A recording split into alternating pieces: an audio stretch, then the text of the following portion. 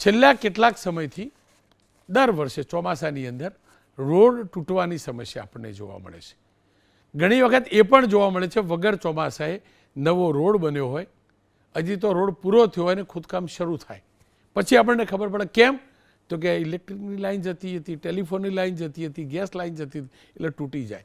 એટલે પેલી guarantee warranty શું થાય શું નથી આપણે જાણીએ છીએ. આજે મુખ્યમંત્રીએ સ્પષ્ટ સંદેશ આપ્યો છે. કાર્યક્રમ હતો રાજ્યના શહેરી વિકાસ વિભાગ આયોજિત ગાંધીનગરના મહાત્મા મંદિરમાં, અને કાર્યક્રમ હતો ચેક વિતરણનો. એટલે કે જેટલી પણ નગરપાલિકા મહાનગરપાલિકાઓ છે એને વિકાસ કાર્યો માટે સરકાર તરફથી જે ગ્રાન્ટ મળતી હોય છે, અને એ પણ કેટલી સરકારે આપી છે, 3850 કરોડ રૂપિયાના ચેક અર્પણ થયા છે. આ કાર્યક્રમમાં શહેરી વિકાસ મંત્રી કનુભાઈ દેસાઈ પણ હતા. આપણે જોઈએ છીએ જીતુભાઈ વાઘાણી પણ નજરે પડે છે. શહેરી વિકાસ રાજ્યમંત્રી દર્શનાબેન વાઘેલા પણ ઉપસ્થિત હતા. કાર્યક્રમની અંદર નગરપાલિકાના પ્રમુખો, ચીફ ઓફિસરો, મહાનગરપાલિકાના કમિશનરો, ઉચ્ચ અધિકારીઓ, વિભાગના ઉચ્ચ અધિકારીઓ, મેયર, સ્ટેન્ડિંગના ચેરમેન, એ તમામ લોકો ઉપસ્થિત હશે. પણ અહીંયા મુખ્યમંત્રી આ તમામ ઉપસ્થિત લોકોને સ્પષ્ટ સંદેશ આપ્યો છે. સંદેશ 3 થી 4 આપ્યા છે. એક સંદેશ એ કહ્યો છે કે જો તમારું નગર સ્વચ્છ નહીં હોય, તમારું મહાનગર સ્વચ્છ નહીં હોય તો તમને ગ્રાન્ટ નહીં મળે. એની સિવાય અલગ અલગ જે સંદેશ આપ્યા છે એમાંથી પહેલો મુદ્દો જેને આ લઈ મહાનગરોમાં હરીફાઈ ચાલે છે. ભૂતકાળની અંદર ભુવા નગરી એનું બિરુદ, એનો પદ માત્ર અમદાવાદ પાસે હતું, પણ ભુવા નગરીની રેસમાં થોડા ઘણા અંશે રાજકોટ, ત્યારબાદ મારું સુરત અને વડોદરા પણ આવી ગયું. મુખ્યમંત્રીએ ભુવા પડવા પાછળનું કારણ પણ કહ્યું છે, સાથે સંશોધન કરવાનું પણ કહ્યું છે. એ સાંભળી લઈએ. રોડ ઉપર ભૂવા પડે છે, ભૂવા, તો એના માટેનું પણ આયોજન થવું જોઈએ. અત્યારે ટેકનોલોજીનો ઉપયોગ કરીને કે ભાઈ ભૂવા પડવાનું કારણ શું, કે ભાઈ આપણે જે પણ જમીનની નીચે આવતી સગવડો અને એની ઉપરનું આપણું ધ્યાન, એ બેમાં ક્યાં આગળ વધારે ઓછું હોય એના કારણે આ તકલીફો પડતી હોય.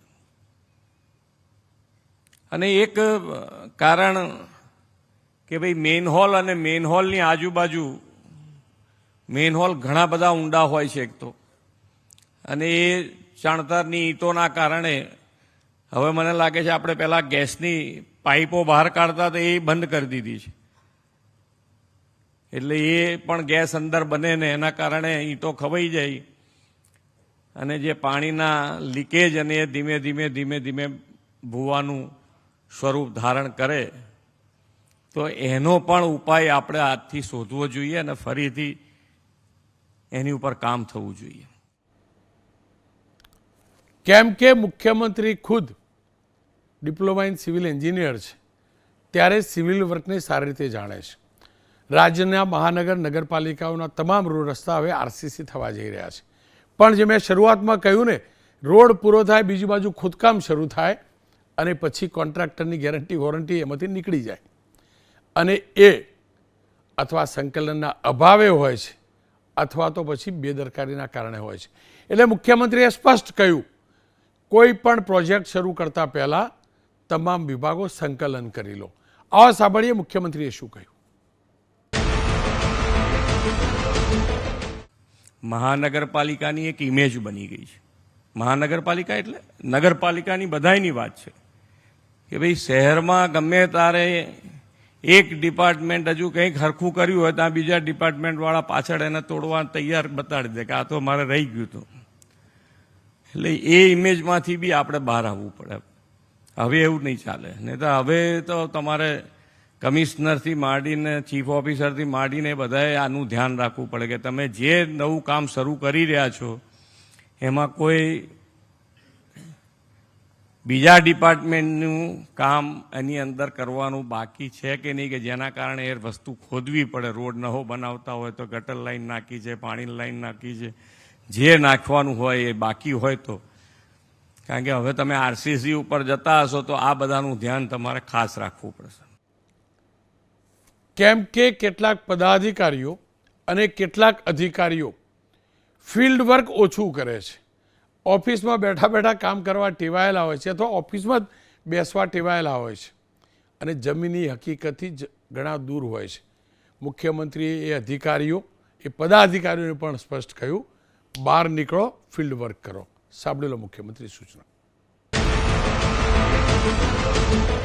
લોકો પણ અત્યારે એ જ પ્રમાણેની તમારી પાસે ડિમાન્ડ કરી રહ્યા છે કે તમે જે કામ કરો એ ક્વોલિટી વાળું કરો. અને ચીફ ઓફિસર છે કે ભાઈ નગરપાલિકાના પ્રમુખ છે કે મહાનગરપાલિકાના મેયર હોય કે કમિશનર હોય, બધાએ સાથે મળીને ત્યાં સાઇટ વિઝિટ પણ કરવાની આવશ્યકતા છે. જેટલા કામો થતા હોય એ બધાની સાઇટ વિઝિટ થવી જ જોઈએ. કોણ કામ કરે છે, કેવી રીતે કરે છે, એવું કશું ચલાવી નહીં લેવાનું. કામમાં તો 100% કામ લેવાનું. કેમ કે જ્યારે અધિકારીઓ સાંભળતા નથી, પોતાના વિસ્તારના કોર્પોરેટર, મેયર, ધારાસભ્ય, સાંસદને રજૂઆત કર્યા પછી પણ કોઈ કાર્યવાહી નથી થતું, ત્યારે નાગરિકો મીડિયાનો સંપર્ક કરતા હોય છે. અને ગુજરાતનું જાગૃત મીડિયા એ તમામ મીડિયા આવી ગયું, પ્રિન્ટ હોય, ઇલેક્ટ્રોનિક્સ મીડિયા હોય કે ડિજિટલ મીડિયા, અહેવાલો પ્રસારિત કરે છે. અને તમે દર ચોમાસે જોતા હશો ખાડાવાળા અહેવાલો.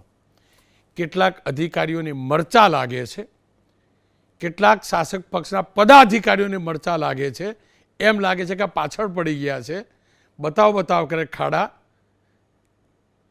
પણ મને ગર્વ એ વાતનું છે કે મારા રાજ્યના મુખ્યમંત્રી હંમેશ કહેતા રહ્યા છે કે મીડિયાના અહેવાલોને ગંભીરતાથી લો, એ તમારા સુધી વાત પહોંચાડે છે ને એને સુધાર કરવાનો પ્રયાસ કરો. મુખ્યમંત્રીએ પણ આ જ મુદ્દે ફરી એકવાર સ્પષ્ટ કહ્યું છે.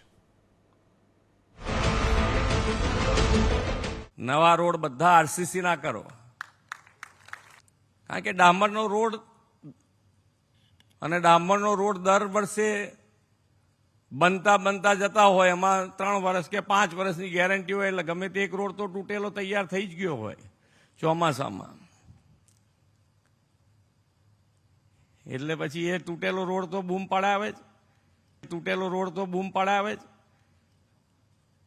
ભલે બીજા રોડ સારા છે એની સામું તો કોઈ જુએ નહીં ને, અમારા પ્રેસ મીડિયાના મિત્રો હશે છે, પણ આપણે તો એ બતાવે એ જોઈને બી કામ કરતા રહેવાનું કે ભાઈ આપણે એ જે બતાવી રહ્યા છે તો આપણે ત્યાં જોવા નથી જવું પડતું, તરત આપણને ખબર પડે ને ખબર પડે તો તરત કામ થાય. આપણે પ્રજાજનોનું.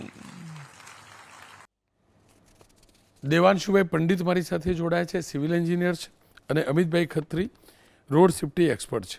શરૂઆત અમિતભાઈ આપનાથી જ કરવી છે. મુખ્યમંત્રીશ્રીએ જે વાતો કહી એમાંથી એક ભૂવાવાળી વાત અને બીજું ઇન્ટરનલ કોઓર્ડિનેશનની વાત. આ હકીકત છે ને આપણે જોઈએ છીએ, રોડ બને છે ને તુરંત તોડવામાં આવે છે. કેટલી નિગ્લિજન્સી હોય છે ઇન્ટરનલ કોમ્યુનિકેશન ન કરવાને લઈને. અને તમને નથી લાગતું કે પહેલેથી તમામ વિભાગની એનઓસી બની જાય પછી ટેન્ડર બહાર પડવું જોઈએ? આપ શું માનો છો?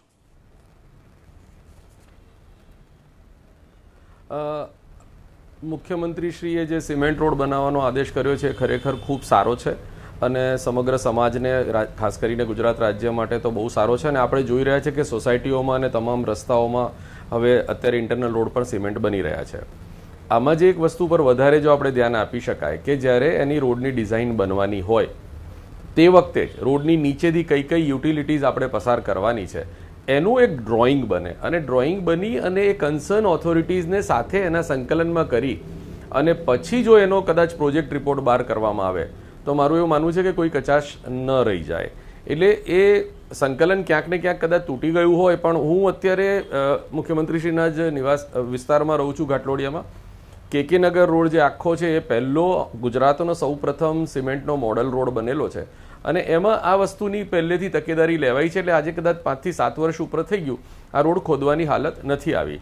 એટલે આ જ પ્રમાણેની જો થોડી કેર બધી લઈ લેવામાં આવે તો મને નથી લાગતું કે કોઈ પ્રકારના પ્રશ્નો આવે. અને મુખ્યમંત્રીશ્રીએ તો આખું SOP આપી દીધું બુલેટ પોઈન્ટમાં કે આટલા વસ્તુની ધ્યાન રાખવાની છે, એનાની જરૂર છે.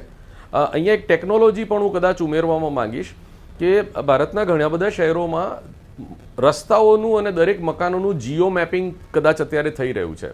એટલે જ્યારે પણ કોઈ રસ્તો ખોદવાની કે એવી કોઈ પણ પ્રકારની જરૂર પડે તો એ જીઓ મેપિંગ દ્વારા તમે એક્ઝેક્ટ કઈ જગ્યાએ પ્રોબ્લેમ છે અથવા તો મારે ક્યાંથી ક્યાં જવાનું છે નીચે અંડરગ્રાઉન્ડ, એ બધાનું જીઓ મેપિંગ થઈ શકે છે. જો આ ટેકનોલોજી આપણે ઉમેરી દઈએ તો મારા ખ્યાલથી આપણે રસ્તો ખોદવાની જરૂર નહીં પડે, અને કદાચ ન કરે નારાયણને જરૂર પડે તો એટલા જ મુદ્દાને એટલા જ 2 ફૂટ બાય 2 ફૂટ કે 2 મીટર બાય 2 મીટર વાળા વિસ્તારને તોડવો પડે. આપ જોશો આ કે નગર વાળા રસ્તા ઉપર તો ડાબી બાજુ આખો જે પાર્કિંગનો ઝોન છે એ પેવર બ્લોકથી બનાવેલો છે, અને એની નીચે બધી યુટિલિટી નાખી દીધેલી છે. બસ આ જ રીતે દરેક જગ્યાએ કરવાનું છે, અને પ્રોપર પુરાણ થશે તો ભૂવો પણ નહીં પડે. અને મારા ખ્યાલથી સિમેન્ટવાળા રોડ ઉપર ભૂવા પડવાની ગણતરીઓ મારા ખ્યાલથી ઘણી બધી ઓછી થઈ ગઈ છે.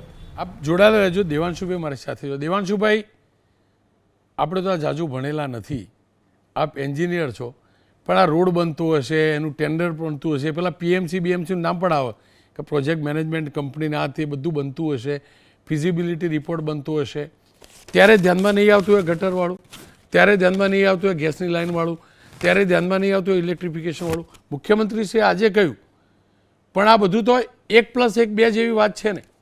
શું કારણ આને ધ્યાનમાં નથી લેવામાં આવ્યું અત્યાર સુધી?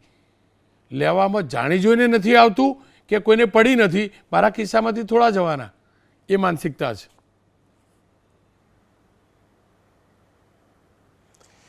રોનકભાઈ, આમાં છે ને બિગ પિક્ચર જેને કહેવાય ને, એ બિગ પિક્ચર કોઈની પાસે નથી હોતું. કામ બધું છે ને ટુકડે ટુકડે થાય છે. એટલે એક ટેન્ડર રિલીઝ થાય, ઘાટલોડિયા એરિયાનું થાય કે ગુરુકુલ એરિયાનું ટેન્ડર રિલીઝ થાય, તો એ એરિયાની પાઇપલાઇનો, એમાંનું પાણીનું સપ્લાય જે છે એ કોઈક ત્રીજા એરિયામાંથી આવતું હોય પાણી, એનું ડ્રેનેજ જે છે એ કોઈક જુદા એરિયાની અંદર વાસણા જતું હોય કે કંઈક પીરાણા જતું હોય, જુદા જુદા એરિયામાંથી ડ્રેનેજ લાઈનો. તો આ બધાના જે મેપિંગ જે છે એ એક્યુરેટ મેપિંગ નથી. જે સાઇટો ઉપર કામ થાય છે અને એની અંદર જે સાઇટ સ્પેસિફિક જે જરૂર પડે ત્યારે આપણે જે ફેરફારો કર્યા હોય, કશું નડતું હોય એના કારણે પાઇપની ડાયરેક્શન ચેન્જ કરી હોય અથવા તો પાઇપ કોઈ જુદી જગ્યાએ જે નિર્ધારિત કરતાં નાખી હોય. એટલે કે આ બધા જે નાના કામો થાય છે એમાં હું નથી માનતો કે એટલું બધું ડિટેલિંગ થઈને કામ થતું હોય. અને એ કારણસર જ્યારે પણ આ પ્રકારના પ્રશ્નો ઊભા થાય ત્યારે એ ખોદકામ કરીને સોલ્વ કરવામાં આવે છે. આરસીસી રોડ જ્યારે આપણે કરીશું ત્યારે અમિતભાઈ કીધું એ પ્રમાણે એની અંદર ડેફિનેટલી પહેલાં ઇન્વેસ્ટિગેશન્સ પૂરા કરવા પડશે. પૂરતો ટાઈમ ઇન્વેસ્ટિગેશન માટે આપવો પડે. એના માટે ગ્રાઉન્ડ પેનિટ્રેટિંગ રડાર્સ પણ આવે છે, જેના કારણે જેનાથી આપણે નીચે જમીનની નીચે કેટલી યુટિલિટીઝ પસાર થાય છે એ બધી યુટિલિટીઝનો આપણે અભ્યાસ કરી અને એ નક્કી કરી શકીએ. અને આ બધાનું મેપિંગ આખું એક કમ્બાઇન મેપ ઉપર થાય અને એના આધારે એક્ઝિક્યુશન થાય. એક્ઝિક્યુશન વખતે તમે પણ આગળ જે પોઈન્ટ આઉટ કર્યું એ પ્રમાણે કે સિનિયર એન્જિનિયર્સે સાઇટ ઉપર આવીને જે પણ સ્થળ ઉપરની જે પરિસ્થિતિ છે એનો નિકાલ, એની અંદર જે પણ વૈવિધ્યતા અથવા તો જેને કહેવાય ને કે વેરિએશન છે ડિઝાઇનમાં જે કર્યું હોય અને એકચ્યુઅલ સાઇટ ઉપર જવા, એ વેરિએશનને અનુરૂપ ડિઝાઇનમાં અથવા તો કન્સ્ટ્રક્શનમાં ફેરફારો કરવા અને એ બધા જ ફેરફારોને ડોક્યુમેન્ટ કરવા, જેથી કરીને ભવિષ્યમાં આનું કોઈ પણ મેન્ટેનન્સ આવે તો એ વિષય પર આપણી પાસે સંપૂર્ણ માહિતી હાજર હોય. અનધર પોઈન્ટ, બીજો પોઈન્ટ એ છે કે આ બધી લાઈનો જે જુદી જુદી એક જ રોડની નીચેથી જે જુદી જુદી લાઈનો પસાર થાય છે એ બધાની એજ જુદી જુદી છે. એટલે આ રોડ કરતાં પહેલાં એ બધી લાઈનો જો રિપ્લેસ કરવાની જરૂર હોય જે જગ્યાએ, એ માટેનું એક જ્યુડિશિયસ ડિસિઝન એ અંગેના એક એન્જિનિયરિંગ ડિસિઝન લેવામાં આવે કે ભાઈ આ લાઈનો ફરી કરવાની જરૂર છે. કારણ કે પછી એ કોઈ જગ્યાએ આપણે જે ઘરની અંદર સામાન્ય કંડ્યુટ નાખ્યો હોય ઇલેક્ટ્રિકલનો અને એની અંદર વાયર ફસાઈ જાય તો આપણે પ્લાસ્ટર તોડીને કરી નાખીએ છીએ, પણ એટલું સહેલું આ આરસીસી રોડની અંદર નથી. તો એ પ્રશ્નો ડિઝાઇન અને એના રિલેટેડ ડોક્યુમેન્ટેશન વિશે હું કહી શકું. દેવાંશુભાઈ, આપ જોડાયેલા રહેજો. આપ બંને સાથે એક મહત્વના મુદ્દાથી વાત કરવી છે. મુખ્યમંત્રીશ્રીએ સ્પષ્ટ કહ્યું અધિકારીઓ ફિલ્ડમાં જાય, અને આ હકીકત છે, ફિલ્ડમાં જતા હોય તો બધું ધ્યાનમાં આવે. પણ મારો સવાલ સર બીજો છે. આપ બંને આ ક્ષેત્રના એક્સપર્ટ છો. હું તો જે લોકો કહે છે એના ઉપરથી જાણું છું. L1 નામની એક વાર્તા ચાલી. કોઈ પણ ટેન્ડરમાં L1 એટલે કે કોર્પોરેશને ફિક્સ કરેલી રકમ કરતાં કે આ રોડ 100 કરોડનો રોડ બનશે, એના કરતાં ઓછામાં ભરે લોકો, 10% ઓછા, 20%. ઘરના તો કોઈ નખીને ભરે નહીં. અને મારો તો કાર્યક્રમ બોલ્ડ છે અમિતભાઈ, આ પાક્કું જ છે, પાક્કું જ છે, ટકાવારી ચાલ જ છે, એમાં કોઈ બેમત નહીં, કોઈ બેમત નહીં. વરસાદનું ટીપું જેટલું ચોખ્ખું છે ને એટલો જ ટકાવારીનો ખેલ ચોખ્ખો છે, ચોખ્ખો છે. આપ બંને બોલવા માગતા તો બોલી શકો છો, એ મુદ્દે ન બોલો તો વાંધો નહીં. પણ L1 વાળી વાર્તા સસ્તામાંથી કોઈ થોડું આપતું છે સાહેબ. પેલી જે રકમ નક્કી કરે એનાથી સસ્તામાં લેવું તો પછી સારું કેવી રીતે આવે? આપ શું માનો છો? આ જે માનસિકતા છે ને L1 ગોઠવણથી મળે એ પણ ખબર, તમે જાણો એ જાણો, પણ એમાં નથી પડવું. પણ જે L1 વાળી જે વાર્તા છે એના કારણે ક્વોલિટી ગુણવત્તામાં કેટલું નુકસાન જાય? અમિતભાઈ? હા જી, હવે મારું આ બાબતે મંતવ્ય બહુ સ્પષ્ટ છે કે જ્યારે આનો પ્રોજેક્ટ રિપોર્ટ બને છે એની બધી જ પહેલાં જેમ હમણાં સાહેબે વાત કરી એ પ્રમાણે કે એમાં સમય લઈ અને આખો પ્રોજેક્ટ નક્કી કરી અને એમાં વપરાવાની વસ્તુઓનું પહેલાં લિસ્ટ બને, એના સ્પેસિફિકેશન નક્કી થાય અને સ્પેસિફિકેશન નક્કી થયા પછી એની લાઈફના આધારે મારું તો એવું માનવું છે કે એની એક બ્રાન્ડ પણ નક્કી કરવી શકાય છે કે આ બ્રાન્ડની આ વસ્તુ આ ગેજની નાખવી, અને એ પ્રમાણે એના કોસ્ટિંગને ધ્યાનમાં રાખીને જો એનું બજેટિંગ બને પછી L1, L2, L3 જેને જે રમવું હોય રમે. પણ જ્યારે જે આજે મુખ્યમંત્રીશ્રીએ બી કીધું છે કે સાઇટ વિઝિટ કરો, સુપરવિઝન કરો, તો એ સુપરવિઝનના દરેક સ્ટેજ ઉપર એની ક્વોલિટી એન્ડોર્સમેન્ટ થાય અને સુપરવિઝન કરનાર અધિકારી જે તે કામ થયું છે, જે તે ગુણવત્તા વપરાય છે એને સિગ્નેચર કરે, એને એન્ડોર્સ કરે, તો કદાચ બીજી બધી આડી અવળી વાતો ઉપર આપણે કંટ્રોલ લાવી શકીશું. ક્યાંક ને ક્યાંક તો કોઈએ જવાબદારી સ્વીકારવી જ પડશે. અમિતભાઈ, હું એટલે કહું છું, અમદાવાદનો હાટકેશ્વર બ્રિજ આપને યાદ હશે, બ્રિજ ગુણવત્તા સભર ન બન્યો, હવે તોડવો પડ્યો, બરાબર? કે ક્વોલિટીવાળું મટીરિયલ નહોતું વપરાયું, તો પેલી PMC કંપની હશે, પેલો સહી કરવાવાળો હશે, કપચી આ પ્રકારની આવી, રેતી આ પ્રકારની આવી, સિમેન્ટ આ પ્રકારનો આવ્યો. તમને નથી લાગતું જે રિસ્પોન્સિબિલિટી પ્યોર નક્કી નથી થઈ અધિકારીઓની, ખાસ કરીને વાત કરું છું, અને જે એજન્સીઓની, એના કારણે આ ખેલ ચાલે છે અમિતભાઈ?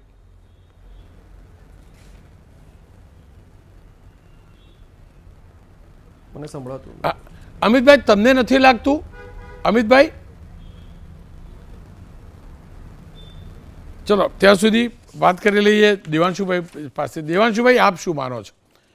કોઈ પણ રોડ પુલ બનતો હોય, કોઈ પણ પ્રોજેક્ટ બનતો હોય તો દેખરેખ તો હોવી જોઈએ ને સાહેબ. પછી આપણે કહીએ, હાટકેશ્વરનું ઉદાહરણ આપ્યું કે ભાઈ કપચી બરાબર નથી, પેલું બરાબર નહોતું, આ નહોતું, તો એ અધિકારીએ બિલ પાસ કરવાવાળા, એના ઉપર સિગ્નેચર કરવાવાળા, આ બધાને પણ લેવા જોઈએ કે નહીં રિસ્પોન્સિબિલિટીમાં?